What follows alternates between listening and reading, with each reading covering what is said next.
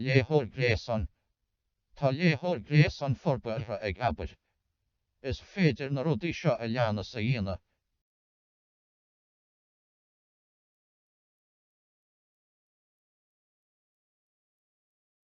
Teach sa léomhosard, an luas a arú, léimt ó abert go habert, agus tá a hiile rudaí le techt, an aimsir.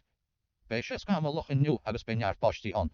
Mar is gná, bei sé scama loch an aimsir, agus tá a hiile rudaí léimt ó abert go an luas a arú, teach sa léomhosard, an luas a arú, léimt ó agus tá an aimsir, bei sé scama mar is gná, nach ha.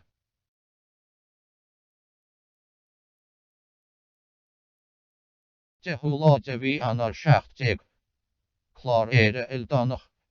Is onan an clár éire ildanach is cuireú don tír fad páirteach lacha rud éigen Hara bheith onscaráideach. Il nach rí láirtach ó éibriú. Idir an rialtas láir agus áitiúil. Idir cultúr agus tionscail. Idir ealaíontóirí agus locht déanta policy. Chun an bailach a réiteach do hímpelacht chrufatheach. Hig an glún réhlóideach an éideach do bhain le cultúr chun an síla arú ó bhain.